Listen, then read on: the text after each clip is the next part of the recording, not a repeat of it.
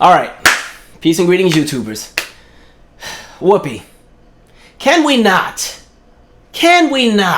You know, before I even get into my 2 cents, let me just roll the clip and then we'll talk. Here you go. Apparently, Millennials and Gen Z have a much different view of the American dream than past generations. Data shows that soaring inflation, student debt, and limited room for advancement in the workplace has made them feel that milestones like affording a home, starting a family, excelling within the corporate structure are out of reach. Every generation comes and wants to do better than their parents did. Every generation. But I'm sorry, if you only want to work 4 hours, it's going to be harder for you to get a house. Oh, and don't mention 4 days.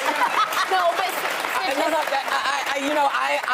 I feel for everybody that feels this, but I'm sorry. We busted our behinds. We had to bust our behinds because we didn't have the option of going back. Don't give us the housing crisis, though. Listen, we had all kinds of stuff. No, it's true, but the one thing I'd say is millennials are statistically the first generation that's likely to do worse off than their parents. You know what? That's what they said to us as well. Every generation is told you're going to do worse than your parents. And you know what? People pick it up and they do what they do and they raise themselves. And this is what you got to do. It's called being a good citizen.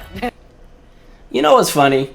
For some reason, there's this obsession with always wanting to paint millennials to be the face of everything wrong with society. And I don't know where that came from, but goodness, leave me alone, okay? Gosh, every time you turn around, there's some kind of article. What millennials are doing wrong? How come millennials haven't done this? The reason why millennials can't afford a new car is because they're spending too much money on avocado toast. And it's like, I've never even had that before. It didn't look appealing when I saw it at Dunkin' Donuts. I said, I'm good on that because they had all the avocado stuff almost like in a jar and they were just spreading it on the bread like peanut butter. I was like, all right, and y'all charging $8 for that? I'm good on that one. But, you know, there's just this obsession with always painting millennials to just be these whiny, entitled, you know, the world owes us everything generation. When in reality, if you want to paint millennials to be the face of anything, millennials are the face of the end result and the outcome of legislation supported, endorsed, orchestrated, and put into place by baby boomers. We are the end result of exactly the world you created. And so it's so interesting where every single time there's a conversation about the inequities or inequalities in the world, then somehow it's always our fault. That's what I've always found interesting, you know? And this is not about to be one of these videos where I just really drag one generation in order to uplift mine. I'm just going to keep it strictly economic since that's the conversation they were having in regard to why millennials are not having children in the same rates that they once did with previous generations. And so I think people need to really understand that millennials have been given a really crappy deck of cards, okay? It's kind of like trying to play spades, but you don't have any spades in your deck. You don't even have any of the high numbers. You don't have any jacks, no queens, no kings, not even an ace. All you got is hearts and diamonds, and it's everything under the number 7. And you're supposed to somehow win this game against somebody else that has all the spades, all the kings, all the aces, and you're supposed to somehow win. And then they paint it to be your fault because what they'll say is you just didn't strategize good enough. And that's kind of what Whoopi was getting at. You know, y'all just have to work hard. It's always this conversation of working hard, and it's always coming from the generation that got so much federal support in everything that they did. Now, I will say that this conversation definitely varies among the lines of race, especially when we're talking about the experience of baby boomers by the lines of race and millennials by the lines of race, even Gen X by the line of race. And so I'm not really going to jump into race on this one because I've kind of done it in another video before. I'm going to put it in the description. It's called Nah, Steve Harvey, That's Not How This Works. And it really talks about the inequalities that exist amongst the lines of race when it comes to the economy and how we got to where we are. So for those who want a more in-depth conversation, like, okay, we need you to correlate to how this relates to different demographics by race, go to that video. It's in the description. But getting to my point, like I said, millennials have been given a really crappy deck of cards. It's kind of like our experience would be like, okay, picture there's a buffet, right? There's a buffet that opens. Everybody goes in there, they eat, they have a great time, they have just food galore. Let's just pretend this is one of the best buffets in the world. I'm not really a buffet person, but for this story, we're going to make it make sense. And so the people just having a great time, right? And so now the buffet closes for the night. And rather than, you know, cleaning up everything and then getting ready to re-cook it, not re-cook, but cook new food and set up everything for the next day, instead, they just put some foil over the trays that were left. And then when they open on the next day, they don't replenish any of the food that's missing. They don't even reheat the food that was left over. Mind you, the people from the day before ate about 92% of all the food. So now this buffet is going to open with only 8% of the food that it has. It's not fresh food. It's not brand new. It's not, you know, it hasn't been cooked. It's just kind of sitting there. They just unpeeled the foil. And so imagine coming in there the next day and there's not a whole lot to choose from. You got about 5 or 6 shrimp if you can move fast enough that you can scoop up before the people in the line get over there. So you got like 5 or 6 scoops of shrimp and, a little corner of macaroni in the tray left, and even the dinner rolls. You can't even eat them because they're hard now. You will rip out a filling trying to chew one of those things. It would be like coming to that buffet, but still being charged the same price that the people paid on the day before when they had everything. Or depending on really how the United States looks right now, it would be like the owners of that restaurant actually charging you a higher price than what the people paid for in the day before, right? That's the millennial experience. Pretty much being price gouged out of everything, but also having less to play with. So you're paying more for less. That's our experience. Now I know there's going to be some smart aleck that's like, well, maybe they should have came to the buffet the day before. Literally, you're proving my point. That's really the experience of millennials, because if there's any fault that millennials have, we were just born in the wrong era. And so, getting to my point, when it comes to the conversation of millennials not having children, I think there are 5 reasons when we're talking about economics and the cost of living. I think one is childcare. I think another reason is housing and the cost of housing. I think another piece is the conversation of the cost of education. I think another piece is the conversation of benefits, wealth, and retirement. And one other piece of the conversation is stagnated wages and inflation. And I'm not just talking about inflation in the modern era with this current administration and the administration before, but I'm talking about long-term inflation since the time frame when baby boomers would have been the age of current millennials. And so I need us to look at this from an even bigger picture. And like I said, this is going to be strictly economics. As much as I would have loved to really light up everybody, I'm going to just stick to economics in this conversation. And so what I think a lot of baby boomers tend to forget is they forget that really the reason that they had such a great life is because of a lot of the things that were aligned and orchestrated by the silent generation. Because again, that's their parents, right? So when we talk about the policies that were implemented and orchestrated and put into legislation and made the law of the land by the silent generation, a lot of this policy helped to benefit a lot of baby boomers. And again, this is where that conversation of race comes in, because these conversations differ along the lines of race, especially when you're talking black and white. But let's just talk about white America for one quick second. So when we're talking about the things that baby boomers got to benefit from, baby boomers are the children of the New Deal. All right. Remember, the New Deal is the policy that came into play that pretty much revamped and saved the American economy after the Great Depression. Right. So baby boomers are the face and the children of the New Deal. They are the children of the FHA program in regard to housing. Again, black people were left out of that almost until pretty much the 1980s because we were dealing with redlining and everything else. But understand, baby boomers got to benefit from the FHA program and getting really, really, really great government loans and everything to, purchase mortgages and get their houses at really, really cheap interest rates and everything. And that would be something that would create generational wealth and everything else like that. And there's a great book called The Color of Law that really jumps into that. And there's so many tidbits in that as well, because one of the things that you would also learn is back in the day, houses actually used to depreciate until we bring in that conversation of race. And then you wanted things to be exclusive, so now houses will appreciate.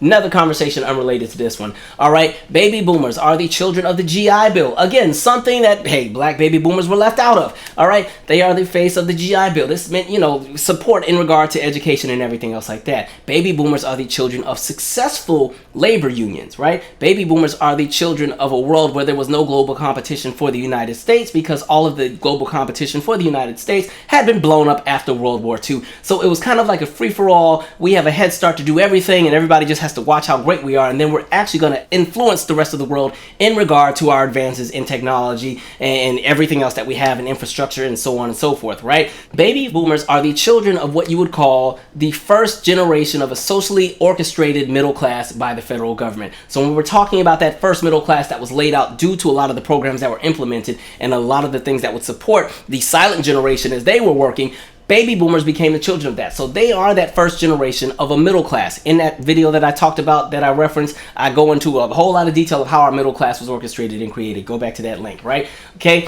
Baby boomers are also the children and the beneficiaries of what we would call fully funded and supported entitlement programs. I don't like the phrase entitlement programs because it's now weaponized against poor people. So we're going to call it federal benefits from now on. But yes, they are the last generation to even receive what you would call fully supported federal benefits by the federal government into a space where the programs were not constantly being gutted by those elected and put into power. That's the experience of baby boomers. Those are some of the benefits that they got to live with, right? And so what does that mean for millennials? When you're talking about the experience of millennials, whose children are we, right? Millennials are the children of Reaganomics, right? We're the end result of Reaganomics, right? And when we talk about just how chaotic that era was, yes, a lot of people got very wealthy, but a lot of people lost everything. This is when you start to see the erasure of what you would have as a middle class. Understand when Reagan got into office, in year one alone, he gutted 80 different programs. When we're talking about those federal benefit programs, 80 different programs were gutted and cut. That even included the lunch program for the kids in the school. You know, something that would affect 2 million kids. Like, we're just sitting here cutting and gutting stuff, right? So there's Reaganomics. Okay, millennials, we are the end result of long-term inflation. Okay, like we're living in a space where the prices of everything has always been high, not just now, but has always been, right? We are the generation and the children of an era of deregulation, where corporate greed could kick in and do any and everything they want to do, where we watched all the jobs get shipped overseas, where we watched a lot of working class or industrial towns pretty much dissolve under Reaganomics. And this is how we ended up with places like a Flint, Michigan, East St. Louis, Richmond, California from back in the day, and a lot of the towns in New Jersey. Like when you're talking about a lot of the places where they had once booming economies and these companies packed up and went overseas, or they broke, you know, you want to have labor unions, we're going to break up the labor unions. All these different things that pretty much made it so the middle class was more burdened, right? We watched bankruptcy skyrocket by 600% during this era. We watched credit card debt just skyrocket. We watched all these different things, right? And so we also are the children of an ever-changing tax code, where again, that very same tax code that created a space where baby boomers had a very comfortable blanket of being in that middle class, because again, our tax dollars would help support infrastructure, help support schools, help support hospitals, support roads, bridges, everything like that. We've watched the tax code constantly change and be amended to benefit the wealthy and again, burden the poor, right? And so now we're living in a space where there is no middle class. Either you have money or you're one paycheck away from being working poor. Right? And so everybody's kind of in this one bucket where people think they're middle class, but they're really not. All it takes is one bad week, one set of layoffs, okay? One government shutdown for some people, and it's a wrap, right? And so that's the experience. Again, we talked about corporate greed. And even with that, millennials are the children of a space where now those federal benefit programs have continued to be gutted and seam ripped, and the regulations and the rules continue to change. So these programs don't even fully benefit in the same manner that they once did, right? And millennials are also the children of a space where now there is global competition. All of our competition is no longer just ashes and rubble. All of our global competition invested in their countries, invested in their people, created new outlets for technology and innovation and everything else. And now as we watch the United States continue to drop in literally every category when it comes to wellness, and we watch other countries climb, rather than investing in the people, what does our country do? We decide we're just going to keep jumping into more wars. We will spend more money on war. So we now live in a space where less than 10% of the budget goes to education, but more than half the budget goes to the military. That's the experience of what millennials live under, okay? And then again, the conversation of the ever expanding wealth gap. That is the end result, and that is the life of what millennials live through. So now let's break it down even further. But again, those are the discrepancies and the differences between what it is that baby boomers would serve as the face of the children of, and what millennials would serve as the face of the children of. Two totally different worlds. So anyway, getting back to our conversation, let's talk childcare. So going back to the 1950s, it's still an era where you have an abundance of one-income households, meaning that you have this household where it's the mom, it's the dad, and it's maybe 2 or 3 kids, and the household is still able to sustain themselves off of just one income. That one income would be enough to pay for the mortgage, and a lot of times this is when the house would be paid off in less than 10 years. So this was enough to pay off the mortgage, this was enough to still get a new car every few years, this was enough to still have family vacations. Hey, we're all going to get on the plane and we're going to fly all the way from North Carolina to LA or Anaheim so we can go to Disneyland. Disney World's not here yet, right? And so this is the life for many in that era. Now, again, the conversation along the lines of race is different because, hey, if we want to just dig up some tidbits, we can talk about the fact that, hey, for black folks, it was a different experience. We can talk about 1918 in Greenville, South Carolina, where black women were actually ordered to work, mainly because, hey, white women didn't want to watch their kids. And so at that time, black women were working as nannies and seamstresses, but they got tired of working for people that were treating them terribly. So they said, well, we'll be fine. We'll do something else, and they start jumping and they start leaving the workforce in regard to being nannies and housemaids for white families. The white women get pissed off, they go to city council, they complain, and then a new ordinance is created that pretty much says all black women in Greenville, South Carolina in 1918 must have jobs. And what kind of jobs were usually available for black women in that time frame? All the jobs in positions of servitude. So hey, we're going to make sure you watch our kids. So again, the conversations vary along the lines of race. But getting to my point, so in the 1950s, this is still a time time period where a dollar could stretch, okay? See, the equivalent of $10 in 1950 would measure up to $125.76 today. So yes, there wasn't a need for dual income. However, as we get into the 60s, a lot of women decide, hey, we want to work, we want to do different things, and you're starting to see some changes along the way that things within the United States work. So you start to see an increase of what you call dual income households, where now mom and dad are working. What does that mean? Hey, somebody has to watch the kids. And so you start seeing the increases in the influx of what you would call daycare centers or childcare, or people starting to have nannies and everything else like that. And so by the time we get to 1995, 70% of all households were now dual income.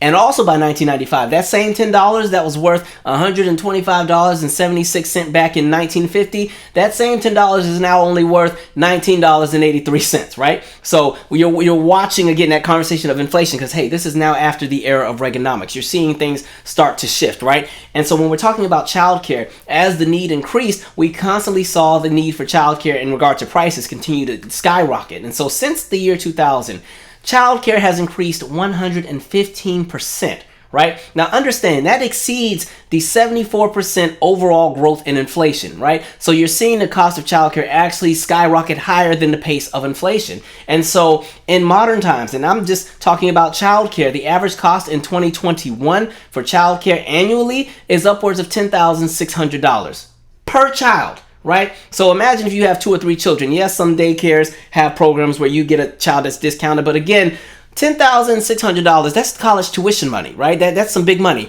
And so for an example, like where I live in Washington, D.C., which is the place where childcare is the highest in the nation.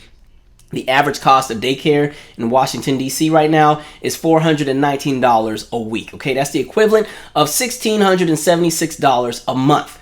Now, if you're somebody who's a little bougie and you got a bit more money to spend and you want a nanny, then it's $855 a week or $3,420 a month, right, for a nanny. Now, I don't got no nanny money, but like just understand these are the kind of prices that people are paying. And just to kind of verify, because my goddaughter lives in Virginia, I called her mom. I was like, how much was how much was her daycare every week? And she was like, oh, well, we paid about $347 every week. I said, oh, so y'all got the discount, huh? And so even with that, $1,388 a month for childcare.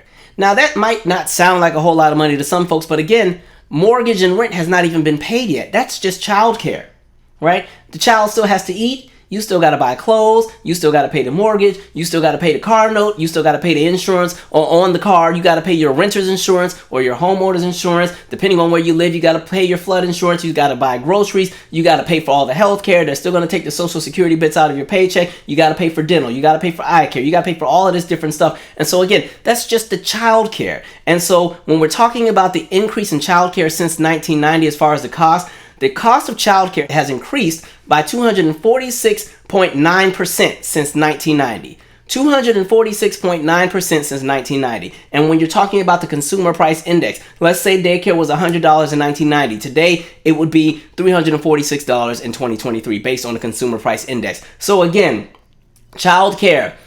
These conversations are not equatable in regards to trying to compare the experience of life back then versus now, because again, millennials are being given a very, very crappy deck of cards. Let's talk housing. So I was digging through the trenches of the internet, and then I just became very inquisitive. I am somebody who was the child of military parents, and so we moved around a lot. And so around the time that I was born, my parents had just had a house constructed, but then they got stationed at the DMZ, Camp Casey, Korea. And so because that was a location where you could not bring families, I ended up living in Savannah, Georgia with my grandma, aunts, and my uncles for about a year and a half. And so anyway, my parents had just had this house constructed. And so actually this is the house, right?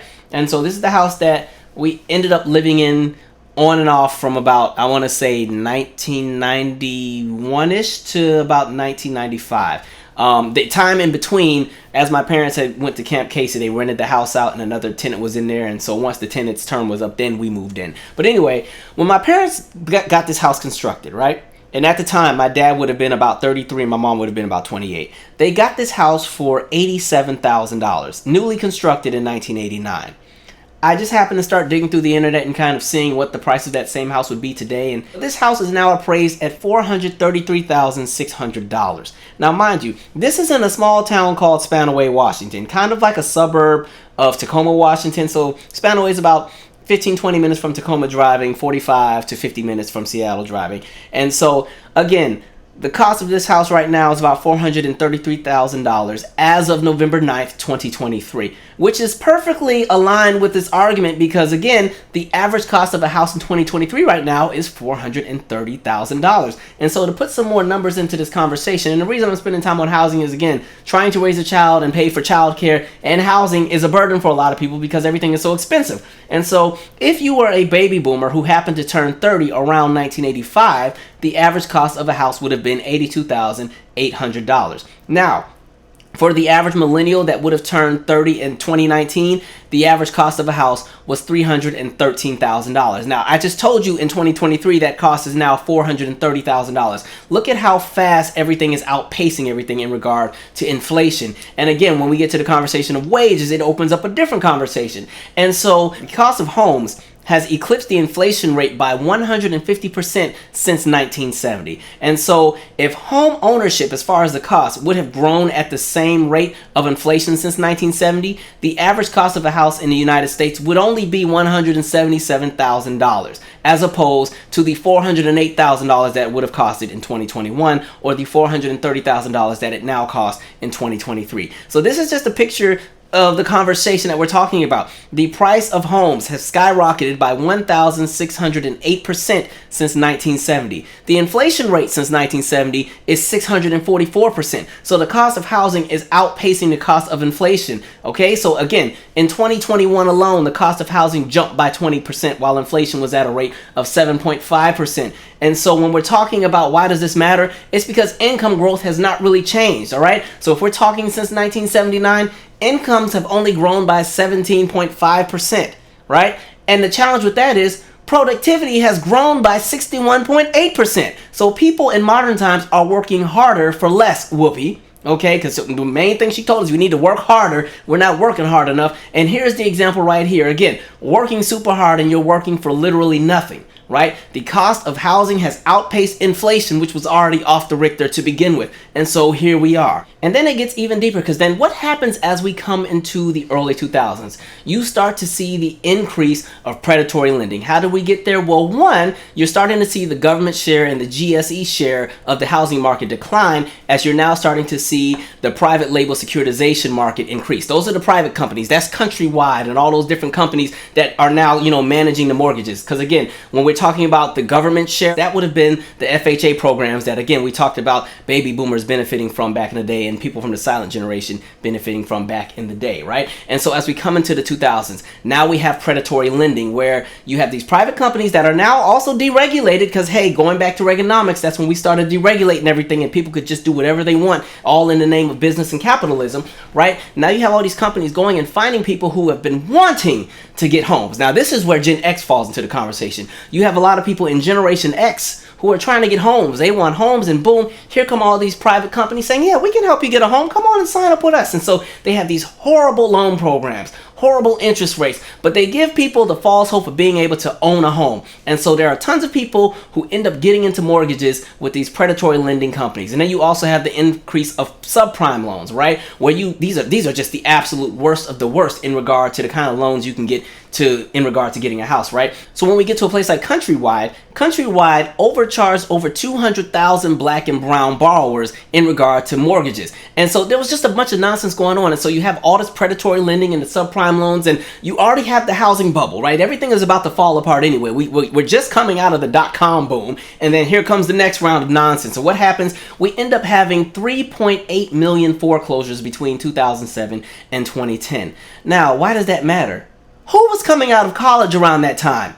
Millennials. Okay, hey, class of 2010, Howard University. And guess what? The economy has just collapsed. We're in the Great Recession, right? The job market is falling apart. There are hundreds of thousands of jobs being lost every month, right? Companies, people are getting letters rescinded. People who had job offers that were graduating from college, the companies are like, actually, you know what? we ain't got it. Sorry, folks, we got to take our jobs back. Because honestly, when it came to them cutting and getting rid of jobs, a lot of times the first people on the chopping block were going to be the young millennials who are just coming into the workforce because, hey, you're not really grandfathered in, you have no seniority. We're going to try to keep our power players in the company. So, hey, a lot of folks were able to, benefit and hold on to their jobs, and a lot of folks lost everything else, right? And so you have that great recession. But I'll come back to that in a second in regard to college. But then again, in modern times, what else have we also seen, right? We're now in this space where a lot of private companies own the majority of the real estate in this country. And so you literally have the cost of housing being regulated by algorithms, right? And technology, which kind of jumps into what we're seeing happen right now in Washington, D.C., where I live again. Right now, there is a major class action lawsuit against 14 of the major landlords in Washington, D.C. Now, this is for people that are actually renting, but it is coming to fruition that, 14 of the major landlords in Washington, D.C. that rent to everybody have pretty much been in cahoots with each other to pretty much price gouge and skyrocket the cost of rent for residents in the city. Hey, if all of us skyrocket our prices, everybody's going to still have to eventually pay because people need a place to live. It's not like there's going to be a cheaper option somewhere if we all get in cahoots with each other and just skyrocket everything and say, oh, it's the algorithm. And so, boom, now you have 14 major landlords who are all being sued because of what they have done in regards to just rent costs. And mind you, it's not just 14 buildings. These are the companies that own dozens of buildings all around the city. And the funniest part is, hey, the building that I lived in from 2014 to 2022, the owners or the landlord is in that lawsuit. And the landlord of this building is in the lawsuit. So again, millennials are dealing with a lot of BS right now. Okay? So just understand. Again, the cost of childcare, the cost of housing. When we're talking economics, millennials have been giving a crappy deck of cards. It's expensive out here in these streets, but we're going to keep it going. And then when we get to the conversation of education. Now, the reason I'm bringing education into this conversation is for two reasons. One, because millennials have a lot of student loan debt, in addition to the fact that, hey, at some point when millennials do have children, some of their children are going to want to go to college. And what does that cost look like in 18 years? Or actually, in this current moment, we have millennials who now have 18-year-olds. And so as of right now, 3.87 million millennials owe anywhere between $20,000 and $40,000 in student loans. And the average rate that a lot of people owe right now is $42,637. That's the average. All right. That doesn't include people who went and had terminal degrees or people who had to continue their education. That's just mainly a lot of folks who mainly went to undergrad, but then people who had to continue in school because the field that they worked in required additional education. There are a lot of millennials running around with six figures in college debt, right? And so when we're just talking the cost of college, right? So back in 2010, which would have been the time frame that millennials would have still been in school or undergrad, the average cost of college was about $11,400 per year, right? So about $8,500 for a public institution, $26,000 for a private institution, $2,900 for a public two-year university, $16K for a private two-year, as far as how much it was going to cost, right? And so when we're talking about tuition, between 2010 and 2022, tuition has had an inflation rate of 12% every year, meaning that it just continues to go up and up and up and up. And so when we talk about the cost of college since 1963, it has gone up by 747%. Right? The cost of college. And so pretty much what would have cost about $4,300 something in 1963, in 2020 that rate is now about $13,777. And that's why when folks are always like, oh, well, when I was in school I paid my way, I worked at Wendy's. And I'm like, yeah, because school was also a lot more affordable, especially when we're talking about life before the late 1960s. If we're talking about life before the late 1960s, most state schools had free tuition. You just had to pay room and board and your food, but the tuition was free. As we got into a space where more people started to enter the education fields and go to college, then the state schools started charging tuition. And so I'll use my own example because it's interesting. Now, I'm somebody, I went to Howard, and when I finished in 2010, the average cost to go to Howard every year was about $26,000 a year. Today, for the average student, it's about $45,000 per year. But you want to know how much Howard used to cost back in 1977? And I'm so glad somebody posted this. $782 a semester. Tuition was $675 a semester. They had a $25 health fee, a $32.50 activation fee, and then a $50 university fee. And that was the cost, right? So when it was all said and done, and this is for 1977, right? And this is for the School of Communications for a radio broadcast journalism major, and this was for a freshman, $782.50. So again, look at how everything has continued to change. So when we're talking about the fact that as these later generations come up, they're getting a crappier deck of cards, the fact that the cost of Howard has literally doubled in the 13 years that I've been out of Howard to now. This is where we're at. So when we're talking about, like, what does that mean for millennials and even Gen Z parents who want to have children that eventually may want to go to college, that conversation of, okay, well, now we also need to start building a college savings for the children, right? So now at this point, we're looking at, again, the increased cost of housing, right? Housing is expensive. It's just you're paying an arm and a leg for everything. Childcare is expensive. You're paying an arm and a leg for everything. If you have debt, good luck getting a house, right? If you have debt, good luck trying to balance off paying your student loans, childcare, and a super high mortgage at a really high, interest rate, especially right now because interest rates are like 8% if you just recently bought a house. So again, there is a really, really crappy deck of cards right now in the game of life that we're playing.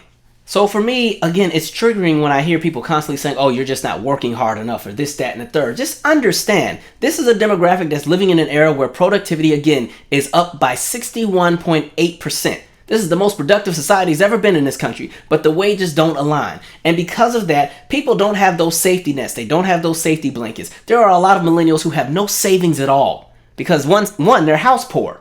Or rent poor. They're making good money, but you know what? All their money goes into housing. All their money goes into paying for their car. Because even like the average price of a car right now is what? $600 or $700 for a car note, and that doesn't even include the insurance, right? Absolutely crazy. Like, hell, even if you go to Jiffy Lube, you go for an oil change, and by the time they name all these other things that you're supposed to get, apparently, the bill's like $800. And it's like, be for real. They come out there with that cabin filter talking about it's dirty. Okay, well, shake it off and blow it off and put it back in the car because I'm not paying for you to add something else. No, because the labor doesn't match up to the cost of what it is you're doing. Y'all out here scamming. But again, things have just gotten so high. And so when we're talking about just healthcare, right? I will never forget an old coworker of mine when she was pregnant had said, hey, if my water so happens to break while we're at work, can you be the person to take me to the hospital? And I'm thinking like, oh, well, yeah, you don't want to just call the ambulance? And she was like, no, you know how much an ambulance costs? And I'm like, that is crazy because again, even though you have a certain amount of money that's being taken out of your check every pay period for specifically healthcare, it's still like, dang, a lot of times the insurance and the coverage you have doesn't even cover everything. Like, I have TMJ, so my jaw's not perfectly aligned. And so I remember talking to my dentist, and my dentist was like, yeah, so what we would need you to do is, you wear braces for 18 months, and then we give you the orthotic that you'd wear for about 4 or 5 months. I'm like, oh, okay, all right, I don't want to wear braces, but okay, how much is this going to cost? Okay, this is going to be about $12,000 or $13,000. I'm like, okay, well, how much does the insurance cover? And they're like, well, none of this is covered by the insurance because it's cosmetic. So here I am paying the highest fee I can possibly pay for dental insurance, and it can't cover any of what I actually need. Make it make sense, right? And so that's the reality. Like, I know someone right now who works 6 days a week, and really they work 5, but that 6 day is just the extra, overtime, and that overtime is what they use to cover the child care. And so imagine that experience as a parent when you got 1 or 2 or 3 children, and you're working 6 days a week, and then you get that 1 day off of the week, and that's supposed to be family time, but you're tired. Little kids want to go to Chuck E. Cheese and you operating off of 6 hours of sleep. You're tired. You want to be like, look, we got Chuck E. Cheese at the house. Run up and down the stairs. That can be an obstacle course just like Chuck E. Cheese. Like, that's the reality for a lot of people. And so I think when people are so judgmental and constantly do this whole blanket statement thing against millennials, and they're starting to do it to Gen Z as they get older as well, it's tone deaf, right? Even when we're talking about those security blankets, think about retirement and benefits, right? So for a lot of people from Whoopi's generation, right, when it came to having those wonderful careers and retiring, they had 3 elements of safety, right? You had the retirement as far as the Social Security that was going to come, you have 401k, and you had pensions. Millennials don't have that same benefit. Really, the only thing millennials have a shot at maintaining by the time we get to retire would be 401k. Because again, a lot of companies are doing away with pension. And when we get to Social Security, there's not even a guarantee that millennials will get any of it, right? They're already starting to have the conversations of, well, maybe we need to raise the retirement age, which is really funny to me because at this point, life expectancy is even shorter for millennials than it was for the previous generations. But so now we'd have to work even longer for a shorter lifespan with the possibility of possibly, putting money into a service that we might not even get, right? That's Social Security, because again, those same baby boomers who have been in power, who create the laws and regulate everything, have been pulling out of Social Security for everything. And now that Social Security is about to run out in a decade, if we don't restructure how we operate Social Security, hey, Millennials and Gen Z, you're out of luck. Honestly, Generation X, y'all gonna be out of luck too. And so it's just absolutely crazy. So when people keep saying millennials aren't working hard enough, it's nonsense. Inflation is high, everything is expensive. So if people don't necessarily want to jump and rush into having children because they're trying to figure out their own life, so be it. And I get it. There's never going to be a right time to have children because children are expensive. Even when you can afford it, you can't afford it at the same time. It's just, children are expensive. I get it. For millennials, the conversation of multiple streams of income is like reflex for us. There are a lot of us who come home from work and come home to do more work. Right? That's my life. You know, my job is you do your job and then I come and I do all of the other things that I do in order to keep the money flowing. So when people are saying you're not working hard enough, I'm like, some of you are very tone deaf. Very tone deaf, right? And so it's just like, make it make sense. Even with the companies, because the wages are not going up for a lot of people, right? Think about, it's kind of like a millennial joke at this point where, when everybody's worked hard and rather than getting a bonus, they have a pizza party at the office. Like, that's real talk for people, right? I will never forget.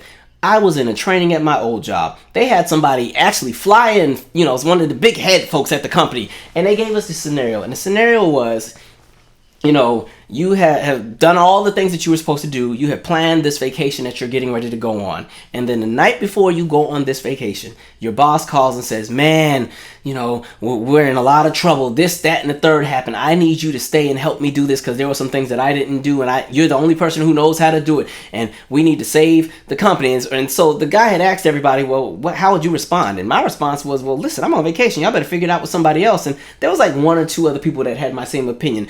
Do you know that the guy doing the training, mind you, this was somebody older, goes into this spiel about this is why our economy is the way it is, because people don't want to put their energy and effort into the job anymore. People are so entitled, and you need to understand that when you work for a company, you are there to help ensure that the company is always healthy. And I'm like, this is what we're talking about, where you work people to death and you don't even value them to the point where you would allow a scenario to even happen where when somebody's getting ready to go on vacation, you expect them to, say never mind to what they paid for their airfare or what they paid for their hotel accommodations or food or how they arranged everything. What if it's a family vacation and they've set up everything to get the kids out of school, get all of these different things, and now all of a sudden because some people in the company have messed up, my family has to suffer. That's the reality when people kind of keep pushing this whole narrative of you're not working hard enough. You want people to work to death. And this is why so many people in the silent generation, in the baby boomer generation, have died at young ages because they burned themselves out, working themselves to death to really no avail. And now you want the same thing to happen with Generation X and the Millennials and Gen Z. And it's like, what is the point? Why do you want people to work themselves to death for companies that don't even care about them?